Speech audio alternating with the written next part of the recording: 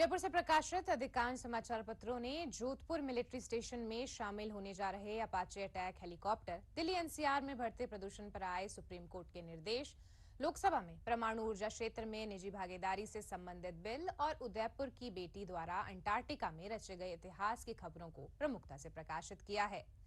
दैनिक भास्कर ने Jodhpur military station में शामिल हुए अपाचे अटैक हेलीकॉप्टर से संबंधित खबर को मुख्य पृष्ठ पर जगह दी है। अखबार ने यह खबर हमारी उड़ते टैंक की ताकत पूरी शीर्षक से खबर को प्रकाशित किया है। अखबार लिखता है कि हवा में उड़ता टैंक कहलवाने वाले 3 अपाचे हेलीकॉप्टर की पहली खेप जुलाई 2025 में जोधपुर पहुंच चुकी है।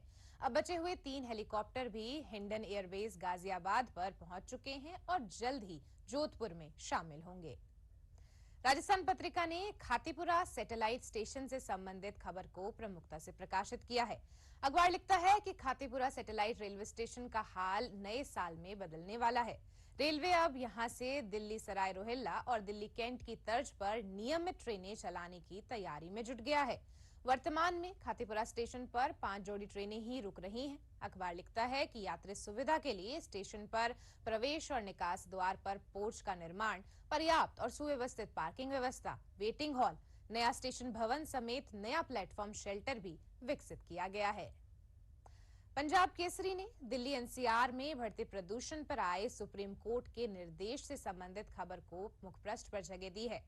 अखबार ने खबर BS4 से कम मानक वाले वाहन नहीं चलेंगे शीर्षक के साथ खबर को प्रकाशित किया है।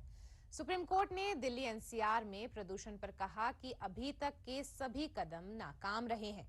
सुप्रीम कोर्ट ने सख्ती अपनाते हुए यह भी निर्देश दिए हैं कि राष्ट्रीय राजधानी क्षेत्र के 9 टोल प्लाजा अस्थायी रूप से बंद होने चाहिए।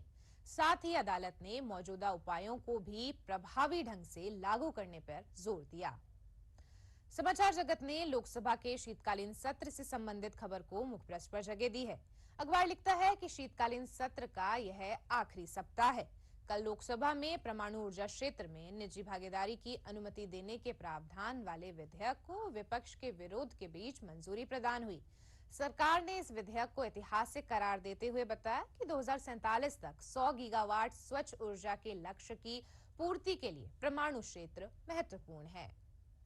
दैनिक नवज्योति ने चांदी की निरंतर बढ़ती कीमत से संबंधित खबर को मुख्य पृष्ठ पर जगह दी है। अखबार लिखता है कि सफेद धातु ने इतिहास रच दिया है। चांदी की कीमत 2 लाख रुपए प्रति किलो पार कर चुकी है। चांदी की इस ऐतिहासिक तेजी के पीछे कई अंतर्राष्ट्रीय कारकों को जिम्मेदार बताया जा रहा है। अखबार लिखता है कि वैश्विक बाजार की तेजी, बिटकॉइन का असर, चीन की पाबंदी जैसे कारण इसकी तेजी के लिए जिम्मेदार हैं। चांदी की कीमतों में यह तेजी अपूर्व है। 50,000 से 1 लाख प्रति किलो पहुंचने में 14 साल लगे, परंतु वहीं 1 से 2 लाख रुपए तक सफर महज 9 महीनों में हो गया। अंग्रेजी अखबार द टाइम्स ऑफ इंडिया ने उदयपुर की बेटी द्वारा अंटार्कटिका में रचे गए इतिहास की खबर को प्रमुखता से प्रकाशित किया है। अखबार लिखता है कि मनस्वी अग्रवाल राज्य की पहली बेटी है जिसने अंटार्कटिका की सबसे ऊंची चोटी विनस मसीफ पर तिरंगा फहराया है। 12 दिसंबर को मनस्वी यह चोटी फतेह करने वाली 11वीं भारतीय बनी। अखबार लिखता है कि यह चोटी पृथ्वी के सबसे दक्षिणी छोर पर स्थित है जिसकी ऊंचाई 5000 मीटर तक है और कभी-कभी तापमान -60 डिग्री तक पहुंच जाता है। तो ये थी जयपुर से प्रकाशित समाचार पत्रों की सुर्खियां।